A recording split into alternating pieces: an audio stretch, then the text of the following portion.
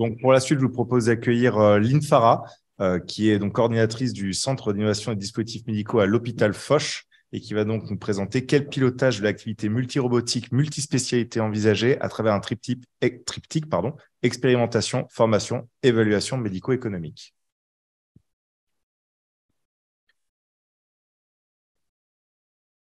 Bonjour à tous. Tout d'abord, merci beaucoup à Médicène et à l'Académie de chirurgie de nous accueillir pour parler de ce sujet du pilotage de l'activité multirobotique. Je commencerai d'abord par quelques présentations, notamment du tiers-lieu, toujours comme ce qui a été présenté précédemment, une proposition de définition du tiers-lieu que nous avons mis en place au sein de l'hôpital Foch dans le cadre de ce centre d'innovation. Alors, donc, le premier point, il a été évoqué déjà dans la présentation précédente et au cours des échanges, c'est que ce centre d'innovation des dispositifs médicaux a pour objectif de créer un guichet qui permet au moins d'identifier au sein de l'hôpital Foch un guichet pour les professionnels de santé. Donc, comme je le montre ici à l'écran à l'interne, une innovation peut être proposée ou demandée par nos professionnels de santé ou par les professionnels personnels de Foch qui ont une idée ou souhaitent développer une idée pour répondre à un besoin qu'ils ont identifié au cours de leur pratique courante. Le deuxième vecteur d'innovation pour lequel ce centre d'innovation est également au service, c'est l'innovation externe, à savoir une innovation qui est proposée par des industriels, des laboratoires pharmaceutiques, des ingénieurs ou même des académiques qui nous proposent soit de nous accompagner, soit de tester, d'expérimenter leurs solutions.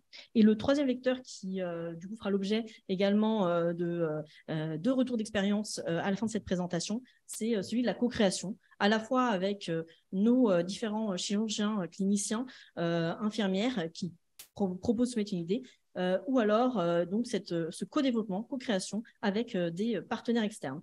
C'est le cas sur plusieurs projets puisque nous collaborons avec, comme vous allez le voir juste après, des industriels, mais également des académiques, le commissariat à l'énergie atomique et également l'école polytechnique sur lesquels nous avons des projets en cours, des ANR, qui nous permettent finalement de pouvoir tester ces innovations, expérimenter et aller jusqu'au processus d'accès au marché pour les accompagner et répondre à un besoin que nous avions identifié, notamment dans le cadre de la mise en place du nouveau règlement européen des dispositifs médicaux. C'est pourquoi nous avons souhaité vraiment mettre en réseau finalement les innovateurs de notre établissement avec l'écosystème avec lequel nous travaillons et de développer les différentes structures que nous avons autour des pôles d'excellence et de compétences dans un environnement réglementaire que nous avons souhaité maîtriser dans l'accès très précoce finalement, puisque notre objectif est de pouvoir proposer un accès rapide et sécurisé à la fois pour les patients, les professionnels de santé, en passant par les guichets préexistants ou des nouvelles modalités de fast-track dont il était question dans le tout début de la présentation que vous avez présentée au final. Donc, l'idée étant de pouvoir accompagner à toutes les étapes et notamment dans les étapes en amont du marquage CE, puisque nous disposons d'une expertise sur l'accompagnement pour vraiment travailler la méthodologie des études. On a parlé des études en vie réelle. Cette méthodologie est de plus en plus attendue par l'écosystème, utilisée, mais nous souhaitons également qu'elle soit reconnue auprès des instances comme la HAS qui travaille dessus. Et l'objectif est donc de pouvoir avoir ces méthodologies qui répondent aux finalités d'accès au marché, qui répondent aux finalités des études de faisabilité, donc de performance de sécurité, pour obtenir d'une part le marquage CE, mais également dans un deuxième temps de pouvoir co-construire cette stratégie d'accès au marché pour que la solution puisse également être potentiellement remboursée ou en tout cas obtenir des modalités de financement. C'est pourquoi ce centre d'innovation a été créé en partenariat avec le RESA, qui est une centrale d'achat, le réseau des acheteurs hospitaliers, pour aller jusqu'à la dernière étape, qui est donc la mise sur le marché de la solution, parfois le référencement de ces solutions dans la centrale d'achat, si jamais les études et les expérimentations que nous avons menées ont démontré que la solution est réellement des tests d'usage, des tests d'expérimentation sont réellement positifs, ou à l'inverse, de démontrer que justement, l'utilisation et l'expérimentation ne sont pas à la hauteur des attentes des utilisateurs finaux, que ce soit les cliniciens ou les patients. Et enfin, nous avons également proposé une dernière phase, qui est la phase, donc après, sur la mise sur le marché, pour travailler sur le financement, et notamment avec des propositions de collaboration sur des études, soit de microcosting, soit d'analyse d'impact budgétaire, ou des modèles médico-économiques, pour venir travailler également, outre toutes les preuves finalement cliniques, mais également les preuves médico-économiques qui peuvent appuyer ce que nous avons testé au cours des expérimentations. C'est pourquoi notre objectif vraiment dans ce centre d'innovation, c'est de répondre à des besoins, d'apporter une expertise, et notamment cette expertise que ce soit pour le marquage CE, pour l'accès au marché et le remboursement, d'identifier les voies d'accès précoces pour des cliniciens qui souhaitent tester les technologies, des chirurgiens qui, au bloc opératoire, ont envie de tester une solution sur une autre indication qui est en dehors du cadre du marquage CE et qui entre donc dans le champ de la recherche clinique. C'est pourquoi, au sein de l'hôpital Foch, nous avons donc ces différentes expertises, que ce soit sur l'évaluation clinique et les contraintes réglementaires avec une DRCI, mais également l'expertise en données de santé. Et c'est un point prépondérant avec notre entrepôt de données de santé, de pouvoir structurer finalement l'utilisation et le partage de ces données de santé, que ce soit entre les établissements de santé et les industriels. Et c'est pourquoi nous avons développé le projet Phoenix, notamment avec Medicène, et ce fameux livre blanc pour essayer de partager les bonnes pratiques de partage de ces données de santé, puisque c'est un vrai sujet en interne, d'identifier finalement quel est le guichet qui va nous permettre de contractualiser et, dans le cadre de ce guichet, quels seront nos interlocuteurs, quelles seront les bonnes pratiques juridiques et légales. Il y a également l'expertise en termes de conduite de projet, mais aussi d'expérience patient. Et nous avons notamment un Living Lab au sein de l'établissement qui nous permet de tester les solutions. Et ce Living Lab, en l'occurrence, a la particularité de pouvoir proposer et demander le feedback aux patients, aux professionnels de santé pour des solutions qui sont testées dans nos locaux. Nous avons enfin ce tiers-lieu d'expérimentation avec le RESA, en tout cas qu'on qualifie de tiers-lieu d'expérimentation, sur les dispositifs médicaux, mais qui inclut au sens large des équipements, qui peuvent être des équipements de chirurgie robotique, mais également de l'imagerie, des dispositifs, de l'e-santé, de l'intelligence artificielle, puisque dans la dernière expertise, c'est le volet de co-conception, recherche, d'évaluation des technologies numériques notamment en imagerie et en IA, avec 6 programmes de recherche en intelligence artificielle en imagerie et une formation sur des solutions numériques au bloc opératoire qui sont proposées au sein de l'hôpital Foch. Pour ce faire, donc, différentes personnes interviennent. Nous avons des référents dans toutes les spécialités, notamment dans 5 spécialités chirurgicales, ainsi que nos référents dans les spécialités médicales. Adossé à cela, nous avons des expertises, donc sur l'expertise en recherche clinique avec la directrice de la DRCI, Dr Hugamar, mais également une expertise sur la donnée, l'épidémiologie et les biostatistiques avec le Dr Vallée, chef du service EDB, et le professeur Grenier, qui nous permet aussi d'internaliser l'expertise en intelligence artificielle en imagerie et de développer des projets de recherche d'IA imagerie. Et enfin, toute l'expertise market access, dispositifs médicaux et économie de la santé que je représente. Associés à cela, donc nos partenaires au RESA, qui nous permettent à la fois de pouvoir accompagner finalement l'innovation jusqu'à sa mise sur le marché, parfois jusqu'à son référencement, comme je vous le disais, ou sa commercialisation, avec Louis Potel et Aurélien Sève du RESA.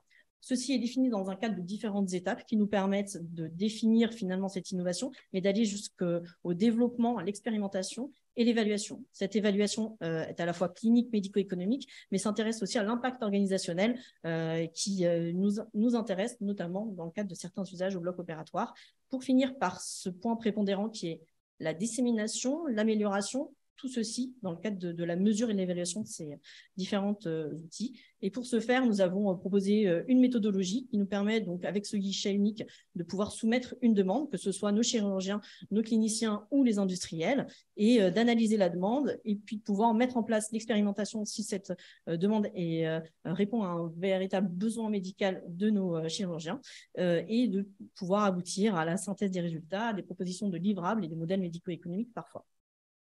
Pour ce faire, donc, je vous ai présenté ici 2 retours d'expérience. Le premier qui sera assez court sur le co-développement d'un algorithme d'intelligence artificielle qui a pour objectif de prédire le risque de complications post-opératoires. Et dans ce cadre-là, nous travaillons et nous collaborons avec la société Surge qui développe donc cet algorithme en association à une technologie diagnostique innovante en immunologie et permet finalement de générer des pronostics. Cet algorithme a été uniquement développé aux États-Unis et l'objectif actuellement, c'est que nous menons une recherche multicentrique dans 5 centres français pour adapter au modèle français en chirurgie digestive cette prédiction du risque de complications post-opératoires. Quelle est la finalité finalement? C'est de pouvoir intégrer donc, dans ce parcours patient préopératoire l'ensemble des mesures qui seront nécessaires pour réduire ce risque de complications post-opératoires.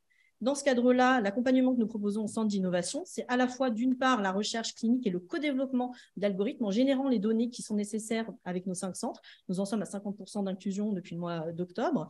Et le deuxième volet, c'est le volet d'accompagnement en accès au marché, puisque nous co-rédigeons la stratégie d'accès au marché, notamment sur l'accès au marché français, qui permet d'une part de répondre aux besoins de vision stratégique pour la start-up et d'autre part de pouvoir demander également des levées de fonds qui vont permettre de passer aux prochaines étapes et notamment l'obtention du marquage CE. Et je vais appeler maintenant monsieur Éric Armenot, que je remercie, de la société Intuitive, pour vous parler d'un deuxième retour d'expérience sur ce fameux pilotage de l'activité robotique au sein de l'établissement. Merci Lynn, merci à tous et merci de nous laisser la parole dans le cadre de ce projet passionnant que nous avons mené avec l'hôpital Foch. Peut-être pour introduire ce sujet, un peu d'historique. Donc l'hôpital Foch s'est équipé de son premier robot de chirurgie en 2010. Avec un programme qui était dès le début très innovant parce que c'était l'un des premiers programmes pluridisciplinaires, véritablement pluridisciplinaires qu'on avait en France. Un programme qui a eu un fort développement. Il y a une mise à jour du robot qui a été faite en 2019. Et puis, en 2021, compte tenu de la saturation de la première plateforme, il y a eu un projet qui a été monté de façon à pouvoir augmenter la capacité opératoire robotique dans l'établissement. Je pense que la genèse de notre collaboration avec Foch a débuté justement lors de ces discussions avec une forte impulsion qui a été donnée par Jacques Léglise, le directeur de l'hôpital Foch, de façon à ce que ce projet d'augmentation de la capacité robotique soit mené avec des objectifs qui étaient clairs en termes de rationalisation de l'activité et du choix du type d'indication qui serait faite dans des conditions contraintes à la fois opérationnelles et financières. Et donc la mise en place de moyens que nous co-créerions, c'était dur ça, ensemble avec les acteurs de l'hôpital Foch. Pour ce faire, nous avons sur ces différents moyens mis en place notamment un comité de pilotage pluridisciplinaire, que ce soit en interne avec les acteurs de l'établissement, mais également avec Intuitive. Ce qui nous a permis de travailler sur 3 axes et 3 volets au cours de ce projet. Le premier volet qui était le volet d'amélioration des bonnes pratiques, puisque notre objectif était à la fois de pouvoir monitorer l'activité qui était réalisée, mais également rationaliser nos stocks, définir l'utilisation de certains instruments par type d'intervention et surtout de disposer d'indicateurs autour des pratiques sur le personnel en salle, sur le temps d'utilisation. Ces indicateurs qui d'ailleurs ont permis à l'établissement d'avoir déjà donc, ces outils disponibles au moment où l'ARS Île-de-France nous demande maintenant de pouvoir relever ces indicateurs de façon un peu plus systématisée. Et donc, ça a été un travail préliminaire qui nous a donné, on va dire, un petit pied à l'étrier pour anticiper ces demandes. Le deuxième point, c'est l'axe de recherche et notamment la mise en place d'un programme de recherche médico-économique. Sur ce programme de recherche médico-économique, l'objectif était de pouvoir finalement avoir plus de visibilité pour l'établissement, que ce soit sur l'excellence de la chirurgie robotique, mais également de pouvoir identifier des preuves, ou de fournir des éléments de preuve médico-économiques pour le financement, à minima en tout cas la prise en charge dans un futur plus ou moins incertain, sur cette chirurgie robotique. Le tout étant, je vous présenterai un petit peu plus tard, que ces éléments ont permis de développer finalement une évaluation des usages dans l'établissement. Le deuxième point, c'est le développement et l'expérimentation sur de nouveaux usages.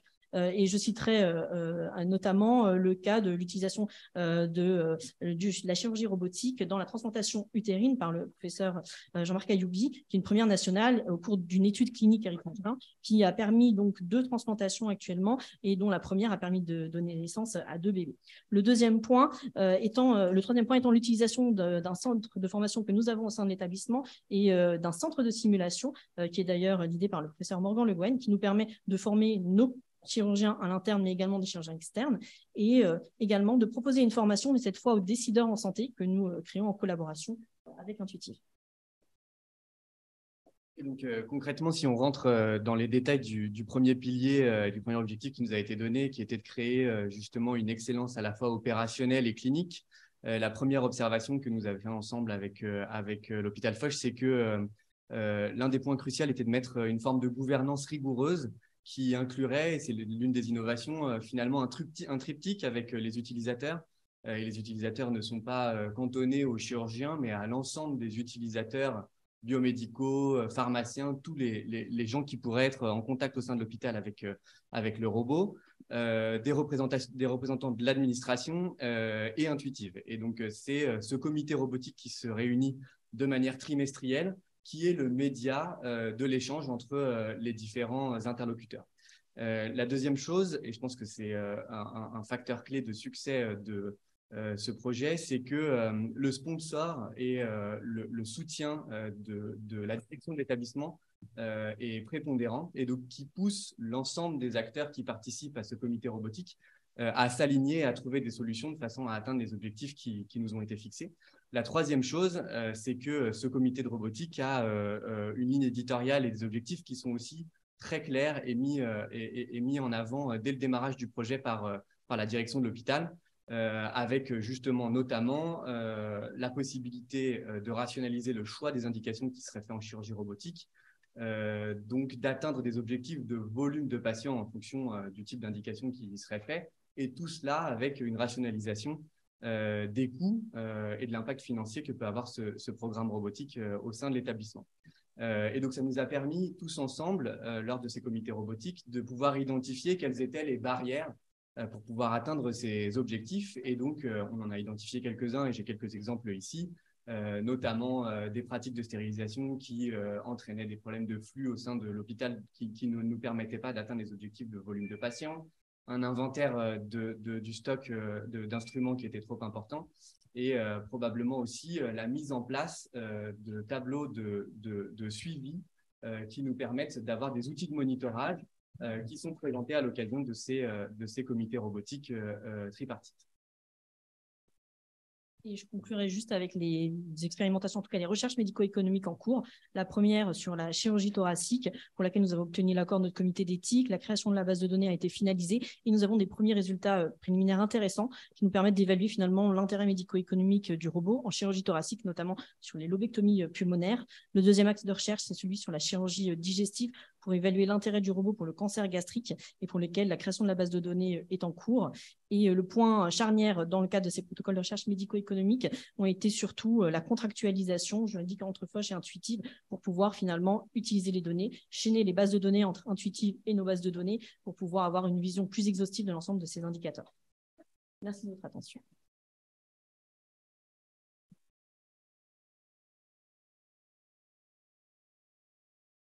Merci. Dans cette excellente présentation, vous avez des commentaires, des questions. Lorsque vous dites que vous chaînez vos bases de données avec celles d'Intuitive, comment ça se passe en pratique et quelles sont je dirais, les définitions et les limites de la base de données d'Intuitive, par exemple?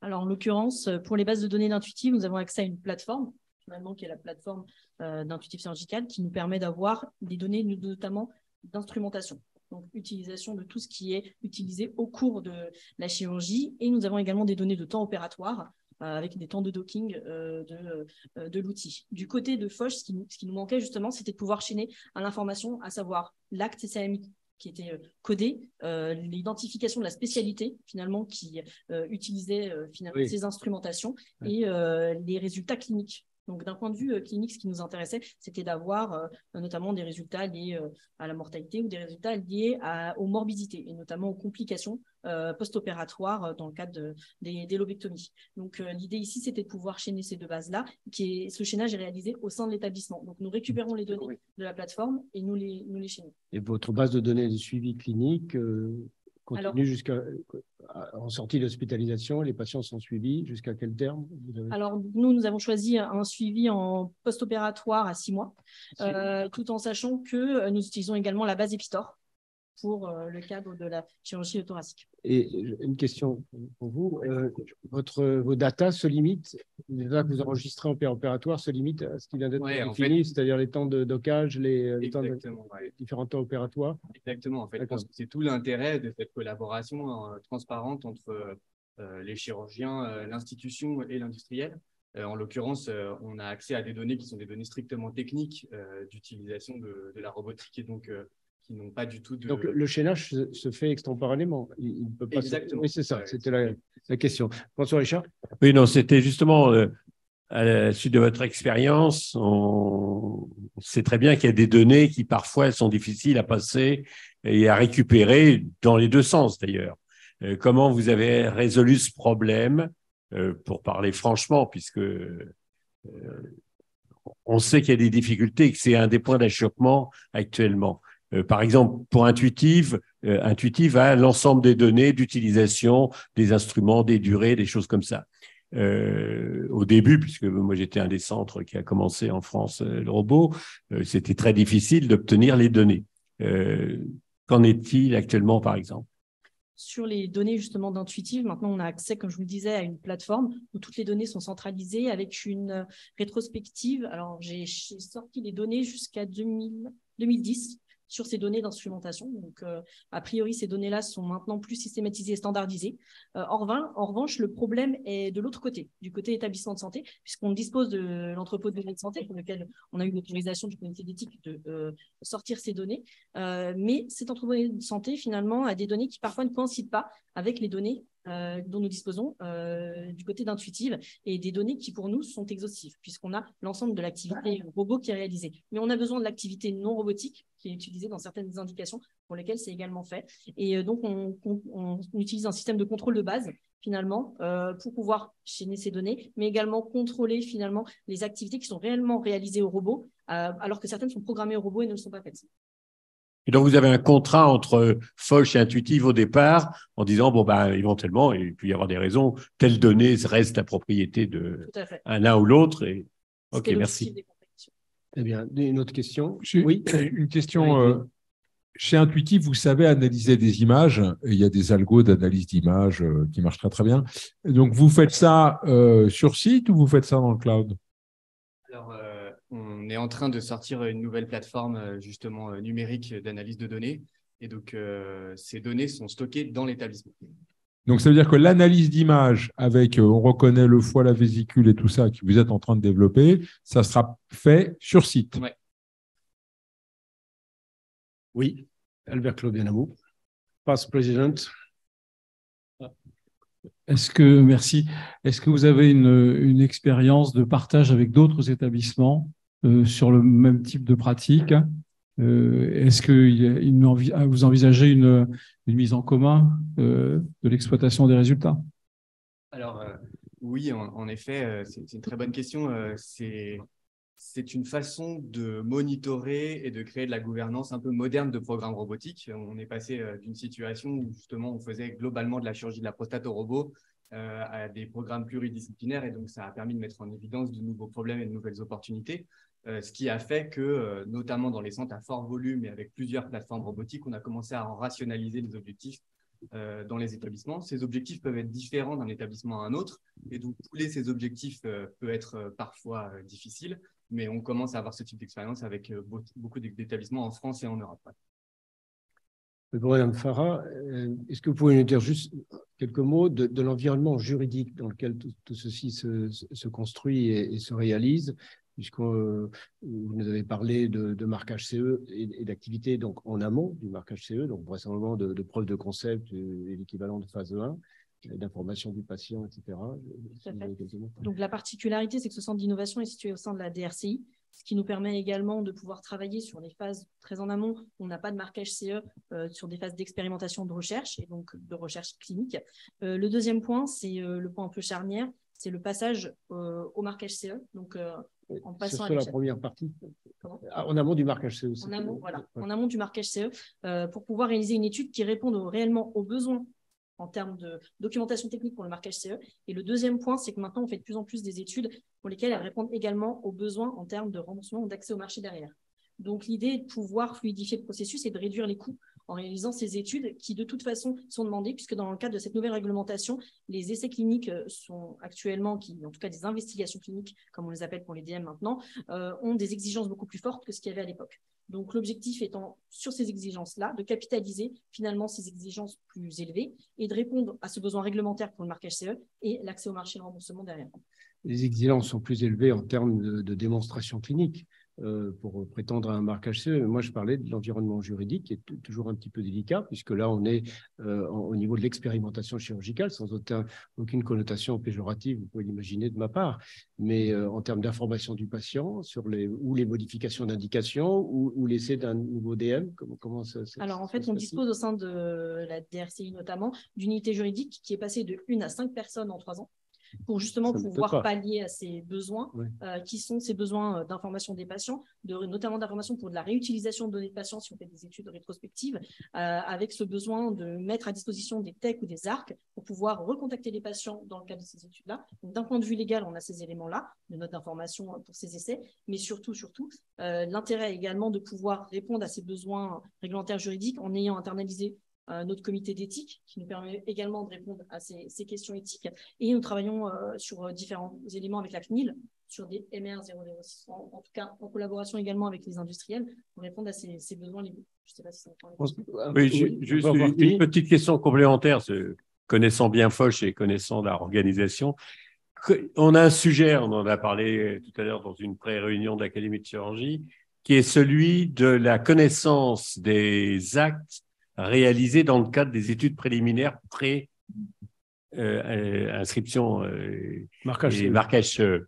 Parce qu'actuellement, je pense que à Foch, vous faites comme tout le monde, c'est-à-dire que par définition, ces techniques nouvelles n'ont pas d'acte écrit, donc vous devez coder par assimilation, puisque vous êtes obligé de coder en tant qu'établissement de santé dans le cadre du Code de santé publique, et inversement, vous êtes interdit de coder dans le cadre du Code de la sécurité sociale.